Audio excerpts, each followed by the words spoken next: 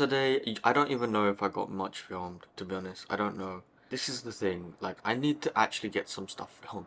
And it's the problem in a way, like, I don't want to be the guy that makes excuses, but I do have to point out that even though I'm in Toronto, like, I'm actually at work. So from 8:30 a.m. up until about 6 p.m.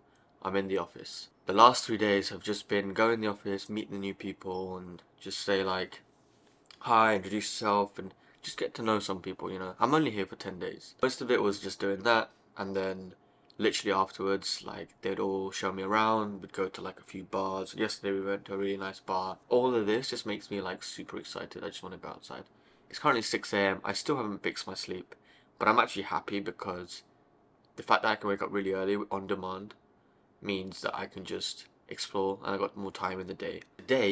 Day 4 is Saturday, so the first day I've got nothing on my agenda I need to do. First thing is we head to the gym. Remember, we're not skipping a day. Even though I'm in a new city and stuff, I still need to work out somewhat. Gonna head to the gym now, gonna do pretty standard, you know, machine / free weight workout. Let's get it. I like the way you kiss me. I can tell you miss me. I can tell it this. Not trying to be romantic. I hit it from the back just so you don't get attached. I like the way you kiss me. I can tell you miss me. I can tell it this. It's currently 7:26 a.m. and I was just thinking to myself, like, it's a Saturday when I'm on holiday and it's a weekend. Number one, I'm always on holiday with at least some friends or family, but never on my own. And what's the one thing that we do if we're with friends and it's a Saturday? You know, we explore together, and then maybe afterwards we'd go out. I was just thinking, like, 7 a.m. right now, what am I gonna do today? Thing is, I am alone today. I've literally got no plans, I've got no idea. And one of the things is, like, I could go to Niagara Falls and, like, it's probably really nice, don't get me wrong. But if I'm being honest, like, I just don't really care about nature. Oh, okay, that sounds really bad.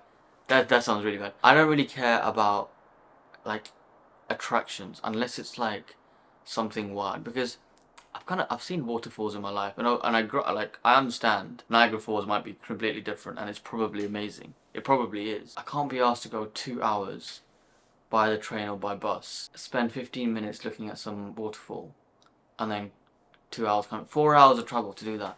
And I've only got this weekend. Starting from scratch, like nothing, no one. I'm just gonna go, explore, enjoy with myself. Maybe if I meet some random people or meet a person, that will be an added benefit, another bonus. That'd be pretty cool. But it's allowing me to step outside my comfort zone. I'm playing the game from level 0.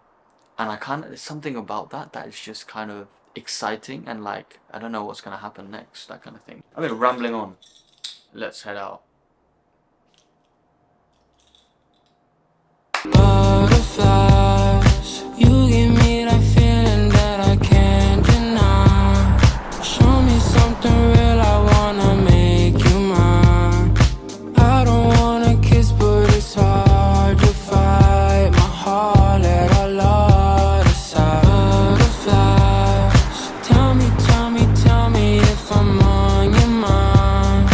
This could be so easy, baby, don't be shy. Yeah, I can't do this anymore. This is so cool. Like, this is exactly a big thing why I wanted to come to, like, North America, because I grew up obviously in the UK, and when you grow up in the UK, you always see like the US, Canada and all that from TV shows, and like it's always been like a kind of like a dream in a way, like for me to always visit the other side of the world. It's just the small things, like as small as the traffic lights being the color yellow. It's always fascinated me, and I was always basically like, I need to go one day. And I thought I'd go to the US first, to be honest, but I did not plan this. This literally happened 4 or 5 days ago. So I'm very grateful for that opportunity, and of course I had to jump on it. These montages are so cool. I've seen them on YouTube. When I do them in public, I have to go all the way and get my camera back, and it's just like, of course it looks cinematic and it looks cool, but I'm gonna keep it real with you. French toast, I've always really wanted to try it because it's just so soft. Whoa, it's so soft.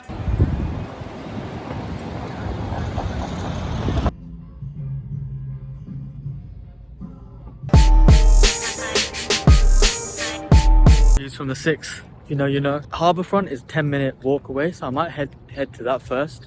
Have a nice view. It was raining, now it's a lot better. We made it. Finally, we made it to the harbourfront. I'm not gonna lie, it's fucking cold. But you know what? I'm layered up. I'm ready. I'm here. I'm here now. It's nice actually. Like I did think it.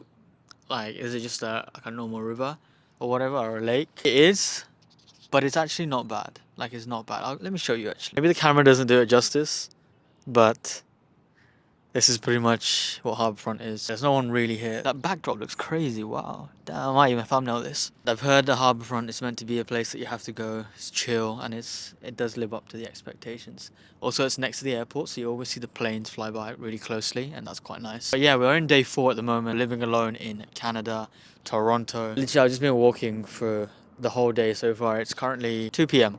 Doesn't feel like 2 p.m. It feels a lot later because I woke up really early. It's nice. Like, I've just met like a lot of people, mostly people that work in like retail stores. I've just been talking to them. I go to coffee shops, talking to them. Pretty cool. Like, everyone seems to be really quite chill here, and I quite like that. In London, you can't really have necessarily these conversations all the time. Like, it's not. I don't know. In London, everyone's kind of like just on their own thing, and they do just keep their heads down and just do what they're meant to do. Whereas here is a bit more like open, and people are like quite nice and friendly and outgoing as well. So shout out to Lululemon though, because I'm not gonna lie, this is not a sponsored video. None of my videos are, but the shop assistant at Lululemon was just so nice to me. But both of them, those two. I basically went in. Shoot, I hate pigeons. I'm sorry. The one thing is, in every country I go to, the pigeons never change. It's just they're like flying rats in the sky. Give me the ick. Yeah, they're a red flag. Oh, fuck. These pigeons are flying too low as well. I used to have a friend that lives in Toronto. Maybe she still does, I don't know. And I remember every FaceTime she'd be like, show me the harbourfront. And I was like, damn, this looks sick. I have to come here one day. Being alone, to be honest, being alone isn't too bad. I don't mind. It really does test me to be outside of my comfort zone. Go outside and just literally just try and strike up conversation. Like, in my mind, I'm like, okay, normally what I do is have my AirPods in, go to a coffee shop, grab a coffee, and just take it and like kind of leave, right? And it's very transactional. Like, I don't get to talk to them. It's just I'm in and I'm out, that kind of thing. But because I'm alone, I have no one. But yeah, because I'm alone, like, basically, like, it just forces me to step outside of my comfort zone and actually strike some conversation. So I'd always go in and be like, hey, how's it going? And they were like, yeah, I'm good. Like, and just like, randomly talk about like random things. I'd always say I'm just visiting, because a lot of them just ask about the accent as well. So it's a kind of a good conversation opener. But yeah, I would say I spoke to about at least 6 people today, like properly conversational. And even one of the people I'm actually going to be meeting probably after, in the afternoon today. So, which is kind of mad. Like, I don't know anyone. Just spoke to them. They invited me to the park to chill. So that's pretty cool. Actually, the way I'm saying that out loud now, and that just kind of sounds so sketchy, doesn't it? It's like I'm probably going to go missing. If this video is uploaded, then you know that I'm safe. If it's not uploaded, and then maybe someone on my behalf uploaded it, then yeah, call for help. But no, honestly, I like it. Like, it's been a good experience so far. It's cool. You know what? Like, one thing I actually realized is that I have to do more solo travel. Like, I'm so fixed on traveling with friends because I've been doing that my whole like travel history or whatever, or like friends and family, right? Like, I never travel my own, and this experience so far has opened my eyes. Like, you know what? It's not bad, and actually it's pretty fun. It can be pretty fun. Like, it just means that you have to put in a lot of effort to like take yourself out, look at the things that you want to do. Like, it's up to you. But that's quite cool because it's definitely transferable, because you're putting in effort. You have to make plans. You have to do the like everything. You have to get ready. You're doing it for you. End of the day, you're not doing it for anyone else. And that's what it taught me. Like, cool. Like, you know what? Like, just being by myself, I kind of understand. Like, maybe I'm actually quite good at talking to people, or like maybe I don't mind spending a bit of time alone, or it also allows me to kind of reflect on certain things that happened. Actually, one of the things, I might as well talk about this so far. So this month has been April. I'm not gonna lie, like, I'm gonna try and keep it real, authentic and everything.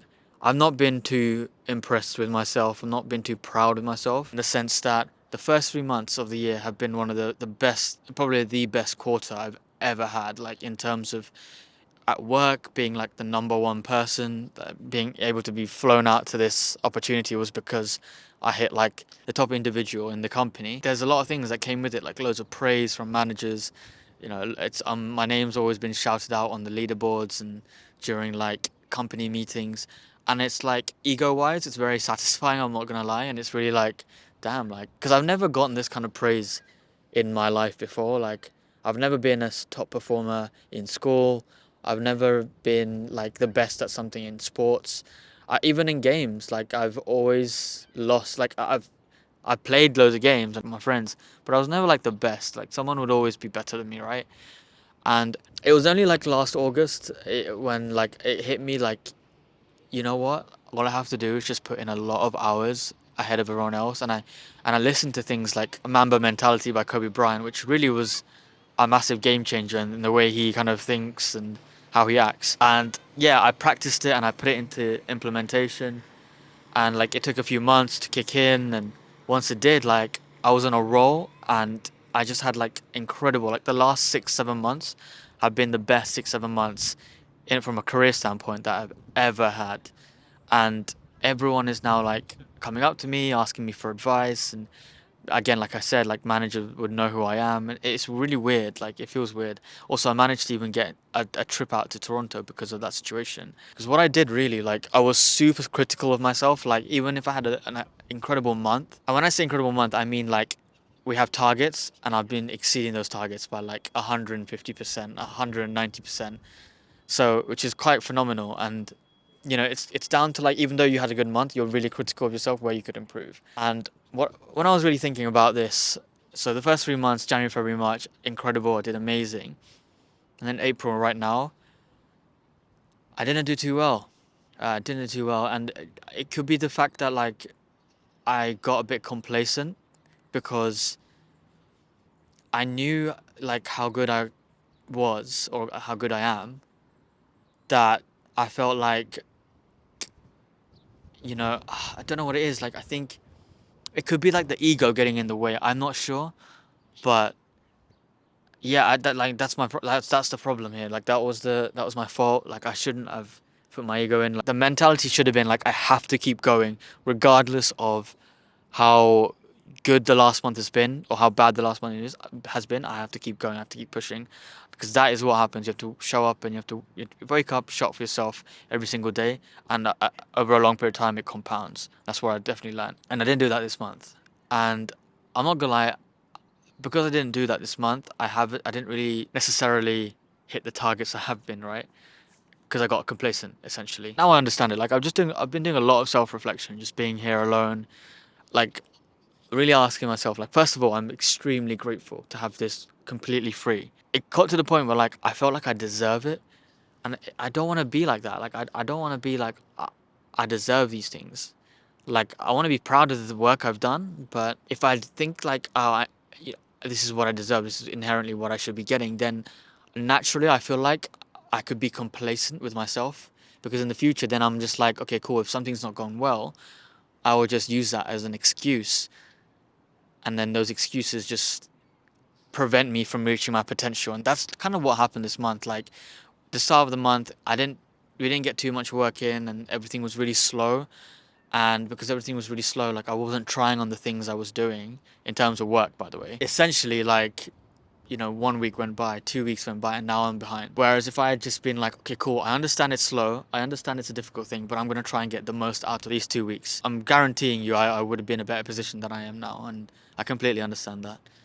So, yeah, after some self-reflection, self-analysis, this is what I kind of realized, and my take home is like, when you put in a lot of work, and when you start showing up for yourself, you might not see those immediate results, because for about 6 months, you know, of course I saw it like in like on a screen or a number kind of thing, but like people only started knowing my name, or people only came up to me and asking me for advice, or managers would only shout me out after about 3 months, because they've seen that you're doing this consistently, right? They don't think you're a one-hit wonder. You've been doing this consistently each month.